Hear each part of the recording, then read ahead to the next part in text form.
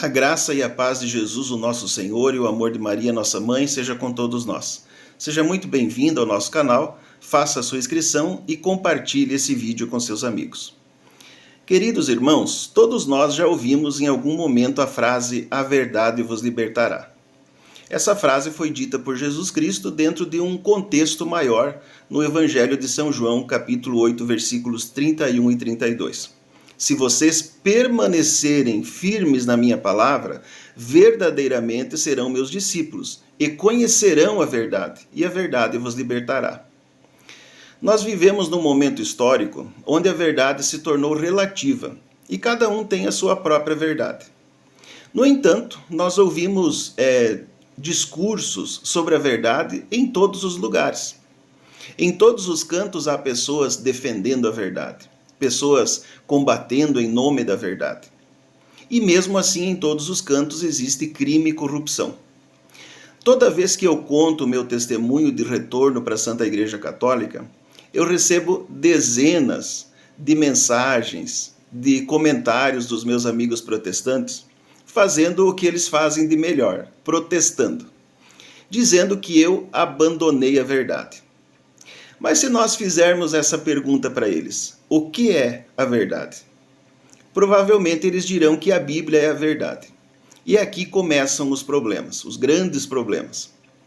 O primeiro deles é que todos eles têm a verdade na mão, que é a Bíblia. Mas cada um tem uma verdade diferente da outra. Para uns a verdade manda guardar o sábado. Para outros a verdade diz que Jesus é criatura e não Deus. Para outros, a verdade diz que Jesus era um anjo. Para outros, a verdade diz que quando o homem morre, ele reencarna. E agora?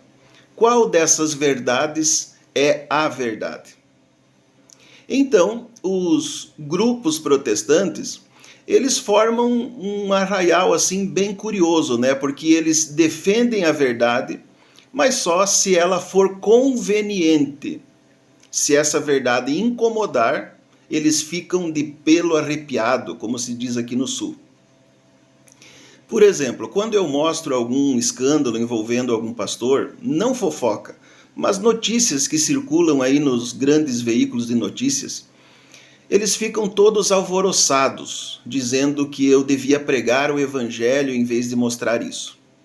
Não é estranho que aqueles que mais defendem a verdade sejam os mesmos que mais têm medo da verdade?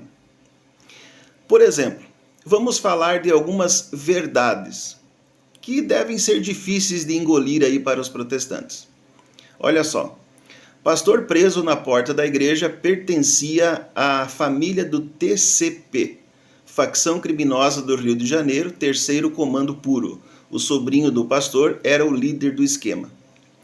Pastor preso na casa da mãe, depois de tirar a vida da vizinha de 13 anos. Ele tem 54 anos, não resistiu à prisão e indicou o local onde deixou o corpo da criança. No Pará, um rapaz foi batizado pela manhã em uma igreja protestante, usou o palco da mesma igreja, para declarar o seu amor mais sincero e incondicional pela sua mãe, e à tarde tirou a vida dela com golpes de faca. Aqui perto da minha cidade onde eu moro, mas no estado de Santa Catarina, uma pequena cidade chamada Saltinho, um pastor foi preso enquanto se preparava para iniciar o culto através de uma ordem judicial que já tinha sido expedida, condenando ele a 9 anos de prisão pelo crime que vocês podem ver aí na manchete, eu prefiro não mencionar. Em Porto Velho, um pastor desviou 6 milhões de uma cooperativa de crédito, onde ele trabalhava como tesoureiro e depois foi preso na cidade de Curitiba. O que dizer disso tudo? A verdade liberta, anunciam. Mas podemos mesmo falar a verdade? Quais os critérios que são usados para a escolha de um pastor? Quais os critérios que são usados para batizar um adulto? Será que esses casos são isolados? E se forem, eu pergunto, são tão isolados, já que centenas desses casos estão eclodindo por toda parte, justamente por aqueles que tanto prezam pela verdade a qualquer custo? Observe bem o que Jesus disse no texto que foi lido no início do vídeo. Se vocês permanecerem na verdade, vocês serão meus discípulos. Mas no século XVI, uma parte dos cristãos não quis permanecer na verdade. E eu até nem gosto muito de usar esse termo reforma protestante, porque foi uma reforma que não reformou nada. Reformar é você investir, é você melhorar um edifício, por exemplo, e não tentar construir um edifício novo. Reforma é a resposta que São Francisco de Assis deu. Já o que Lutero fez, podemos chamar de rebelião protestante. O resultado é nítido, claro, insofismável, como nós estamos vendo. Tudo que começa mal, termina mal.